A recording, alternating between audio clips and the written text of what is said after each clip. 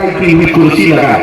ये बड़ा एजाज था उस जमाने का, लेकिन वो सहाबी जैसी है उन्होंने अपनी तलवार से उस रेशम के कालीन को हटा दिया, और जब कुर्सी पर बैठने की बात आई तो उसको ठोकर मार के अलग कर दिया कि इस सोने की कुर्सी पर मैं नहीं बैठूं, रेशम के कालीन पर चले नहीं, सोने की कुर्सी पर बैठे नहीं। बादशाह ने कहा कितना गुरूर है तुम लोगों, ये कितना गुरूर है, मैंने तो तुम्हारे एजाज में तुम्हारे इकराम में ये दिखाया। तो सहाबी ने क्या कहा, मेरे अजीजों हो सकता हुजूर दूर है, यहाँ कर ले चलेगा, कौन मदीने खबर देगा, ये सोच सकते दूर जाने के बाद बंदा कुछ भी कर ले। वो सहाबी कहते हैं मैं मोहम्मद अरबी का गुलाम, रसूल पाक सल्लल्लाहु अलैहि वसल्लम का गुलाम। मेरे आका ने फरमाया मर्दों के लिए रेशम हराम है, मर्दों के लिए सोने का इस्तेमाल हराम है।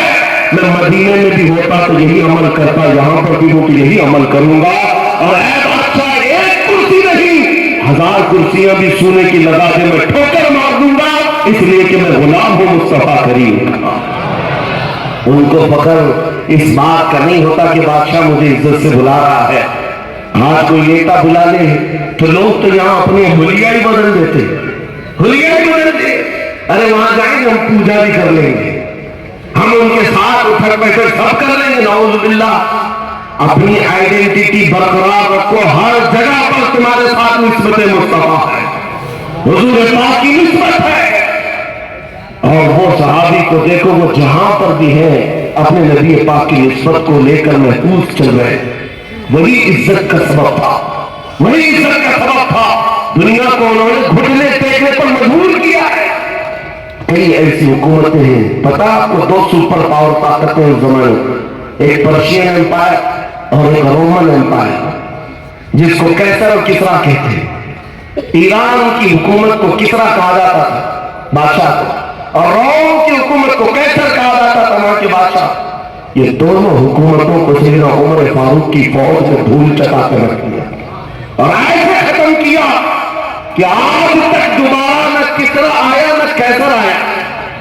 14 सदियां गुजर गई, वो क्या ताकत थी, वो कैसा जज्बा था, निस्बत मुस्तफा सल्लल्लाहु अलैहि वसल्लम की हुर्मत साथ लिए चलते। साद इब्न अबी वक्कास रज़ियल्लाहु तआला अन्हु एक सहाबी है, फरमाते हैं सहाबा तबरी में बात मौजूद है कि इराक फतह हो जाने के बाद वो ईरान फतह करने के लिए जाना चाहते थे। इराक और ईरान के बीच में दरिया था और ईरानी फौज ने सारे पुल जितने थे सब तोड़ डाले, कहीं ये मुसलमान इधर भी ना थे।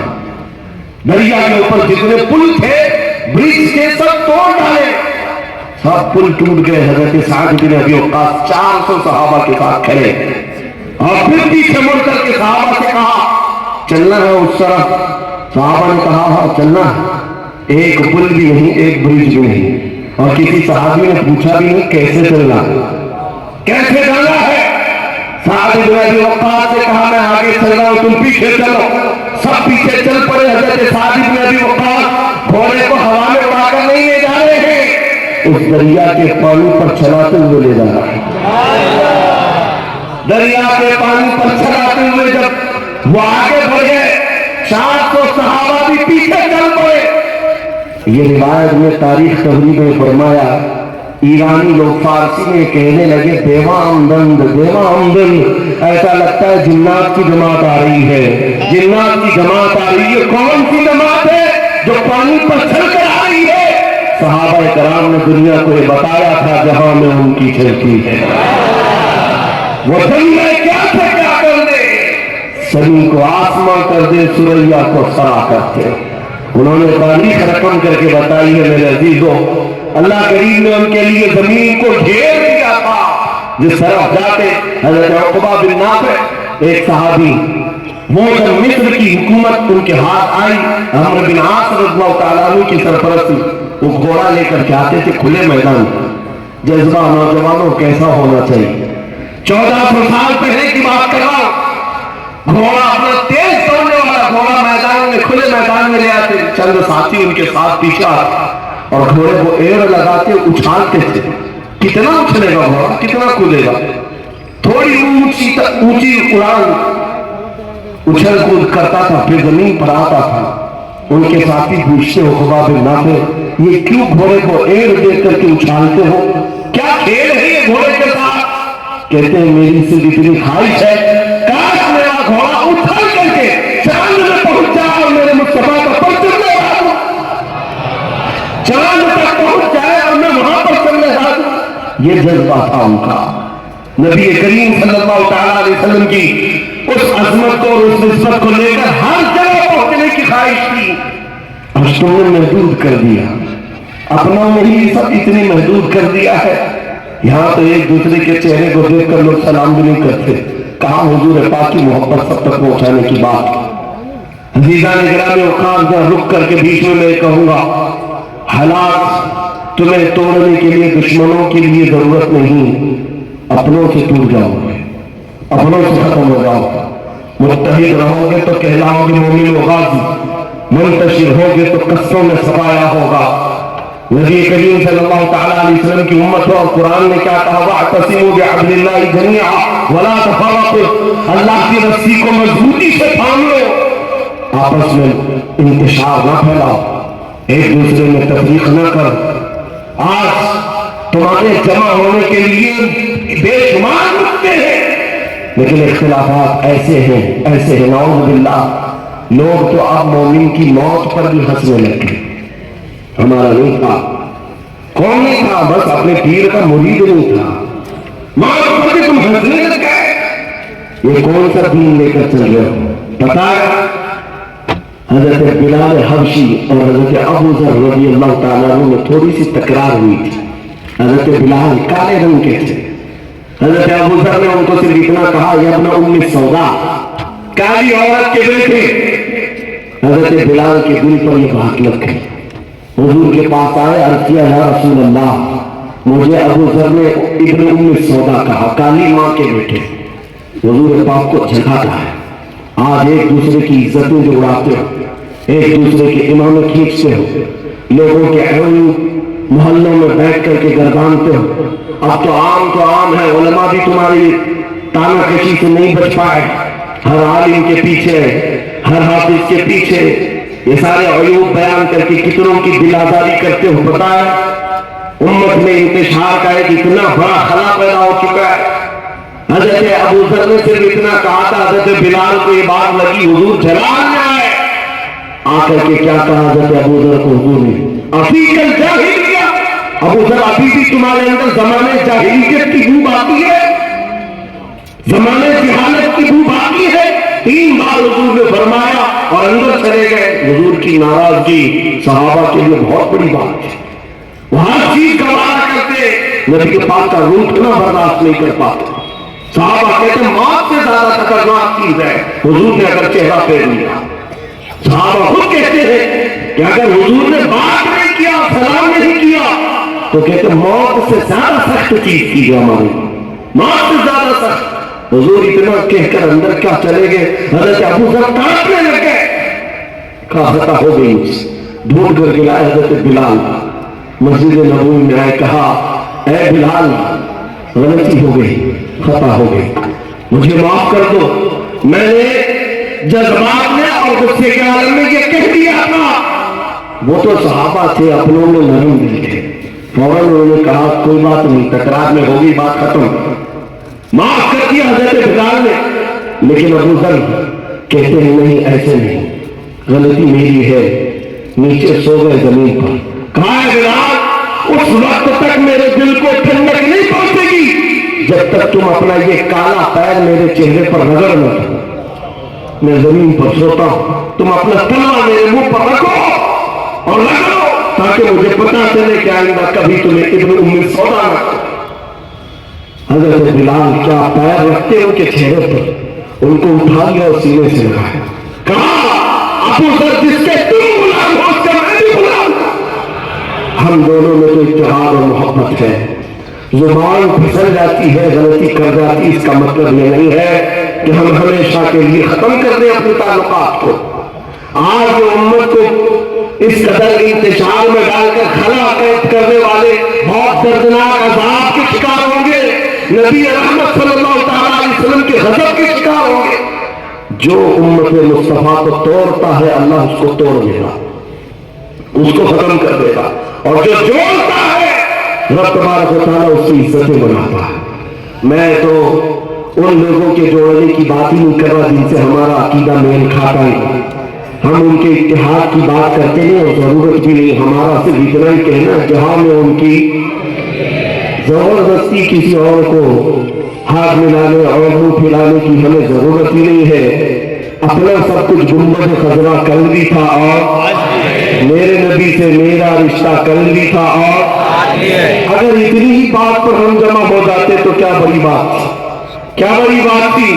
میں اپنوں کی بات کر رہا ہوں. حضیرہ نگران اوقات صحابہ اکرام رضوان اللہ تعالیٰ علیہ مجمعین نے جو ماحول پیدا کیا تھا مدینہ طیبہ میں, وہ تمہارے سامنے رکھو. ان کے جذبات تو ایسے تھے کہ جنگ کے میدان میں جب کوئی زخم کھا کر کے انتقال کر رہا ہو, روح نکلنے والی, موت کے وقت تو آدمی اپنوں کو نہیں پہچانتا. باپ کھڑا ہے, بھائی کھڑا ہے, ماں کھڑی ہے, بیٹا بیٹی کون کھڑا ہے پہچانتا نہیں. لیکن ان صحابہ کی عظمتوں کو لاکھوں سلام. شدت پیاس کے بعد پانی کی کھٹوری قریب کر دی جائے اور اسی اثنا میں اگر کوئی دوسرا مسلمان پکارتا مجھے پانی چاہیے تو یہ صحابی کھٹوری دور کر دیتے, جاؤ اس کو دے دو. کیسے مصطفیٰ کریم صلی اللہ علیہ وسلم نے یہ معاشرہ تشکیل دیا تھا. یہ کیسی محبتوں کا موسم تھا.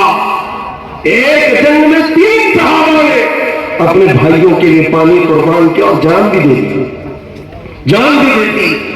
آج ہمارے حالات کیا ہے, چھوٹی سی چیز پر تم کسی کو ایکسپٹ نہیں کرنا چاہتے, مسافر نہیں کرنا چاہتے, سلام نہیں کرنا چاہتے, جبکہ تمہارا ضمیر خود کہتا ہے کہ یہ بھی نبی پاک کا غلام ہے.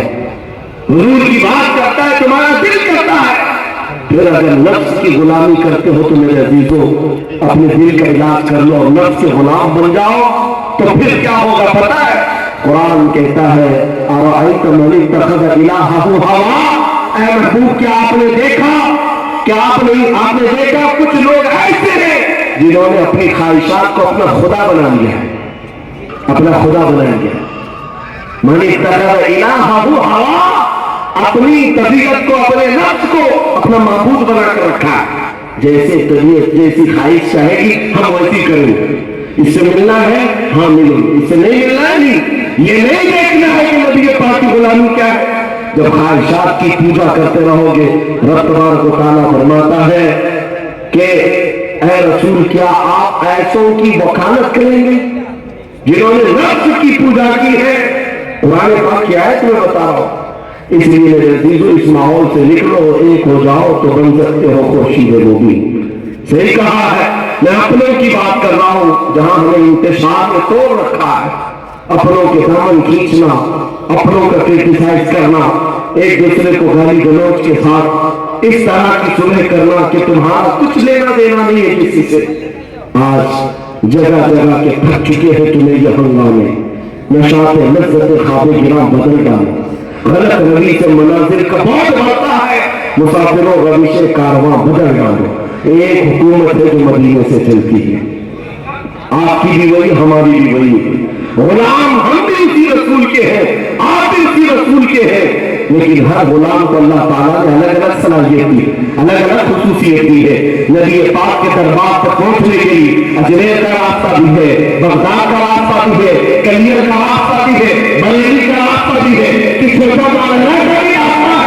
لیکن یہ سارے راستے نبی پاک کی غلامی ہی سکھاتے ہیں اور لے جاتے ہیں اسی شہنشاہ کے دربار میں. اور ان سلسلوں سے پہنچ کر کے بندہ اگر یہ نہیں کہے گا تو پھر وہ گمراہ ہے, اس سلسلے سے اسے کچھ فائدہ نہیں ہوا.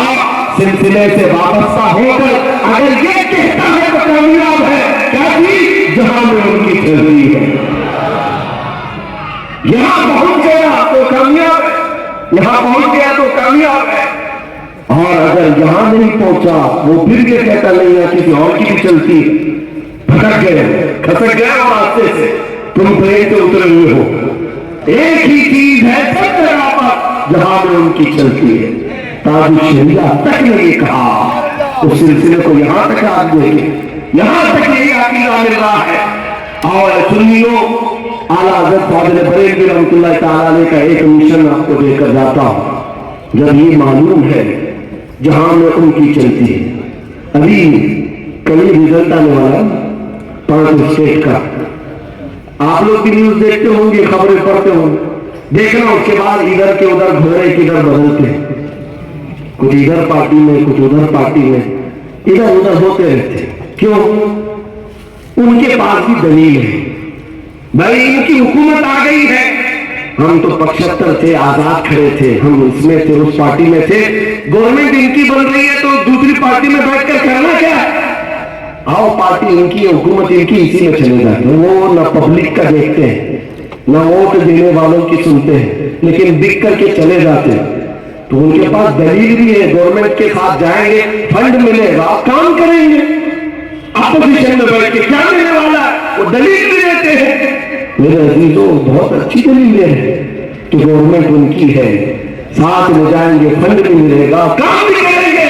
وہ بھی 5 سال کے لیے جب اتنی بڑی مخالفت وہ بولنے کو تیار ہے, پبلک کی سننے کو تیار ہے, پھر میں ان سے کہتا ہوں, پھر اگر ہم یہ کہیں جو ہمیں ان کی چلتی ہے, تمہاری پارٹی کیا کہتی, ہمیں اس سے کوئی مطلب نہیں, ہم کبھی اپوزیشن میں بیٹھنا نہیں چاہتے.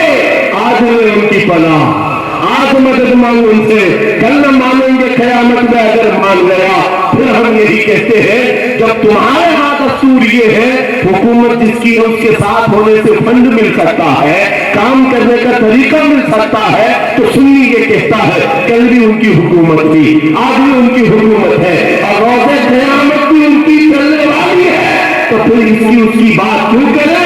مولانا مطہرہ کی ایک ٹیم کی آواز آتی ہے, کسی کی جے وجے کیوں پکارے, کیا غرض ہم کو کسی کی جے وجے کیوں پکارے, کیا غرض ہم کو, ہمیں کافی ہے سید اپنا نعرہ, نعرہ رسالت, نعرہ رسالت, خانقاہ مکان, مسلک اعلیٰ حضرت, بستی بستی کریا کریا.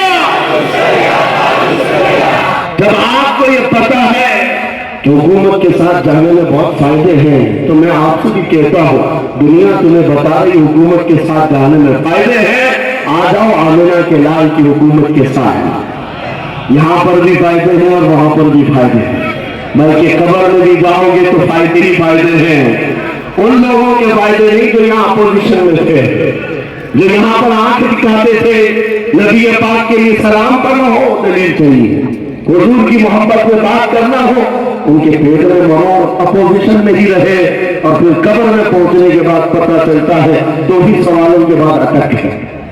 فرشتوں نے پوچھا, اللہ تمہارا دین کون سا ہے, تمہارا رب کون سا ہے, کیا ہے تمہارا دین, کیا ہے, من ربو کا, تمہارا رب کون ہے, یہاں تک تو بول دیے. پھر جب حضور کو دکھا کر پوچھا, ما کنت تقول فی حق ھذا الرجل, ان کے بارے میں کیا کہتا تھا, اٹک گیا. اپوزیشن میں بیٹھتا تھا, دنیا میں اپوزیشن میں تھا, اٹک گیا, کہا نہیں جانتا, نہیں جانتا.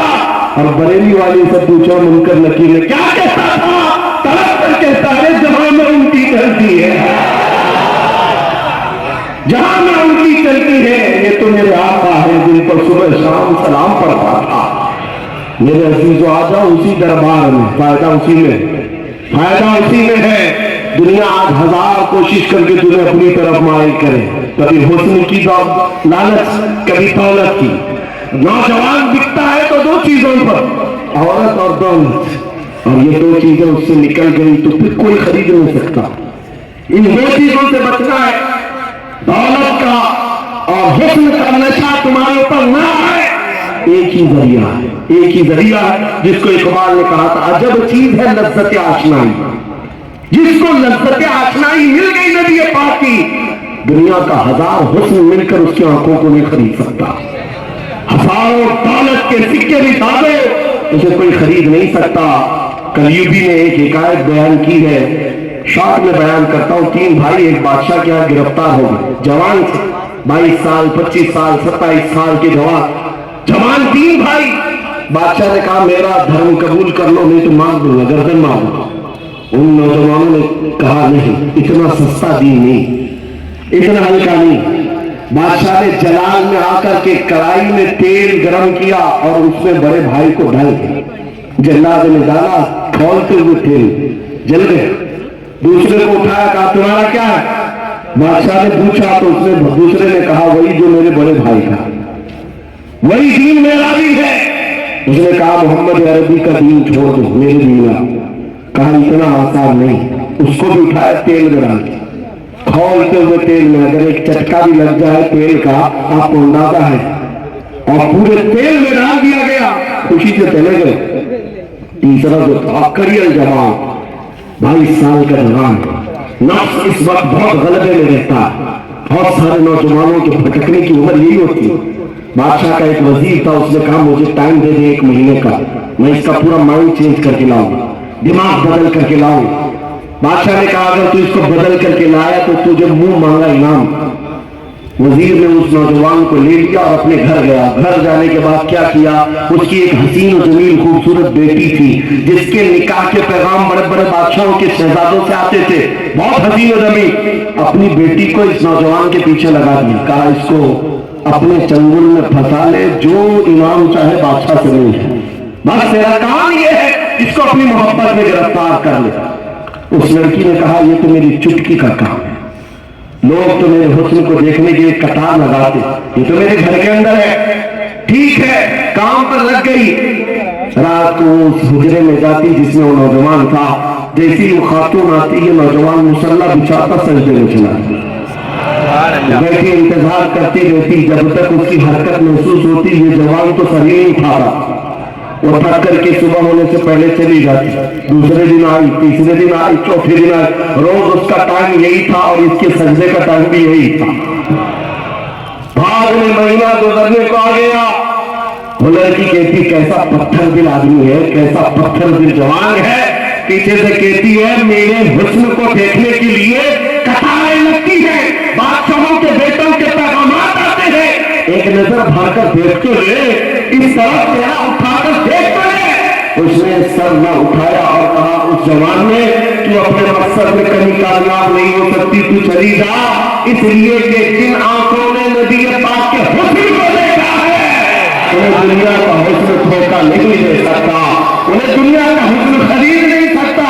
ये ताकत और कुव्वत के साथ बोला हुआ जुमला इतना भारी था, इतना असरअंदाज था कि वो लड़की पीछे से कह देती है मैं हार गई, मैं चाहती हूँ कि तेरे दीन में मैं भी दाखिल हो जाऊं। इतना मजबूत दीन मैंने मेरे बाप का भी नहीं देखा, मेरे पुजारियों का भी नहीं देखा। जिस हुस्न की तू बात करता है मैं उसी हुस्न की तरफ आना चाहती हूँ, मुझे गुलाम बना ले। वो उठा और उसी वक्त उसको दायरे इस्लाम में दाखिल किया। आए थे दीन लेने के लिए और अपनी गर्दन दे गए। बहुत सारे वाकया मैं आपको बताता हूँ मेरे अजीजों। गुलाम मुस्तफा, ये खातून कहती है हम यहाँ से निकल चलेंगे, मैं तुझे आजाद करती हूँ, तवज्जो आजाद करती हूँ। लेकर के वो खातून रात के वक्त जंजीरें खोलकर, दरवाजा खोलकर इस लड़के को लेकर बाहर निकल गई और शहर से बाहर ये लोग चले हैं। और अभी शहर से बाहर आए थे कि घोड़ों के दौड़ने की आवाज आई, बहुत बड़ी फौज कोई आ रही थी। ये दरख्त के पीछे छुप गए। दोनों ने एक दूसरे से बात की, शायद के बादशाह को खबर हो गई या वजीर को खबर हो गई, पूरे सिपाहियों को हमारे पीछे लगा दिया, फौज आ गई। घोड़े दौड़ते दौड़ते उसी दरख्त के करीब आकर रुक गए। ये लोग पीछे थे और अचानक रुक करके उस फौज के अंदर से आवाज आई फला बिन फला बाहर आ जाओ, नाम लेकर पुकारा गया। ये नौजवान बाहर आता है तो देखता है वो बादशाह की फौज नहीं, इसके शहीद दोनों भाई घोड़े पर सवार है, जिनको चंद दिन पहले बादशाह ने खोलते हुए तेल में डाला था।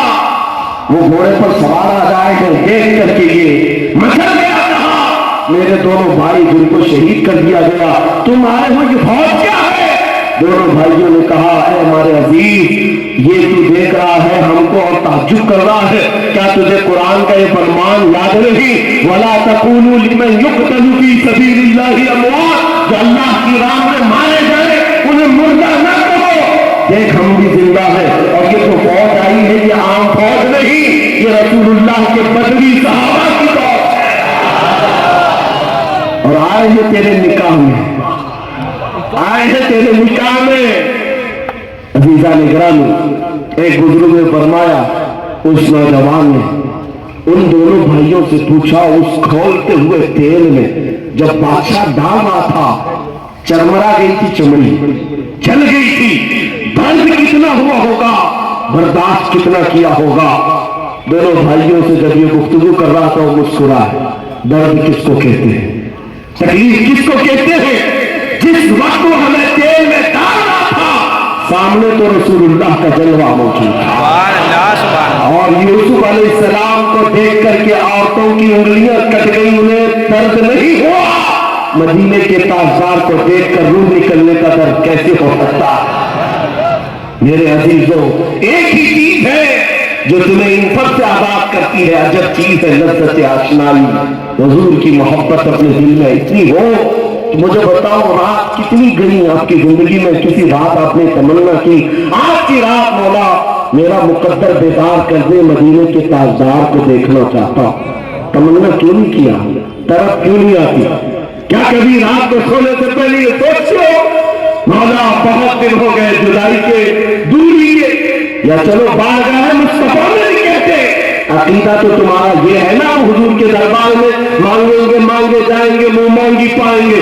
सरकार में न ना है न हाजत अगर की है, मेरे करीम से जर कतरा किसी ने मांगा, दरिया बहा दिए है, दुर्बे बहा दिए है, वहां का जूदे करम है शहे बता तेरा, नहीं सुनता ही नहीं। अगर तुम्हारा अकीदा है तो मांगा क्यों नहीं, हुजूर के दरबार में अब तक पूछा क्यों नहीं, रात को सोते वक्त ये क्यों नहीं कहा सरकार मेरी औलाद बिगड़ी है, या बिजनेस नहीं चलता है, दुनिया नहीं है, ये सारी बातें छोड़ देते, एक बार घर जाकर के कहते मेरे आका आओ कि मुद्दत हुई है, मेरे आका आओ कि मुद्दत हुई है, तेरी राह में अखियां बिछाते बिछाते, तेरी यादों में तेरी चाहतों में बड़े दिन हो गए, घर को सजाते सजाते सुना गया हर आशिक के घर तशरीफ लाते हैं, मेरे घर में भी हो जाए चरागा, मेरे घर में भी हो जाए चरागा। अगर पुकारा होता तो नबी पाक की आदत है, ना कहना कभी उनकी आदत है ही नहीं, वो तशरीफ लाते जरूर आते, इसलिए कि तारीख की सच्चाइयां बताती है, जिसका दिल जब दर्द करता है आमिना का लाल वहां तशरीफ लाता है।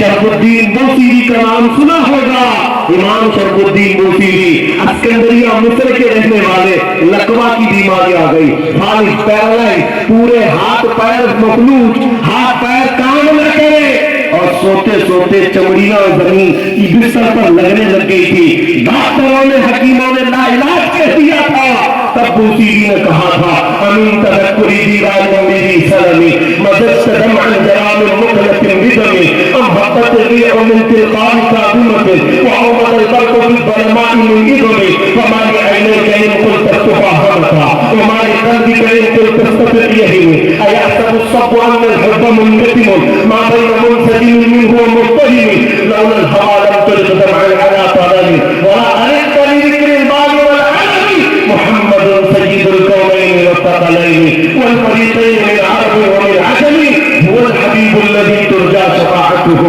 लिकुल्लि हौलिन मिन अल अहवाल मुख्तहिम या अकरमल खल्क़ि माली मन अलूज़ु बिही सिवाक इंद हुलूलिल हादिसिल अममी व लज़ी रसूलुल्लाह जाहु कभी इदल करीम तजल्ला बिस्मि मुंतक़िम फइन्न मिन जूदिक दुनिया व दर्रतहा ومن علومك علم اللوح والقلم يا نفس لا تقنطي من ذلة عظمة إن الكبائر في الغفران كالنمل يا رب واجعل بدال منعكس لديك بدء الحساب غير منخرم ثم الرضا عن أبي بكر وعن عمر وعن علي وعن عثمان بالكرم يا رب بالمصطفى بلغ مقاصدنا واغفر لنا ما مضى يا واسع الكرم مولاي صل وسلم دائما ابدا على حبيبك خير الخلق كلهم शरफुद्दीन बूसीरी ने हालिद की बीमारी में कहा था, उसी को तो मैं कह रहा हूं, अगर तुम कह रहे होते मेरे आका आओ तो मुद्दत हुई। शरफुद्दीन बूसीरी ने जब ये लिखा, देर किस बात की, उसी रात ख्वाब में तशरीफ लाते।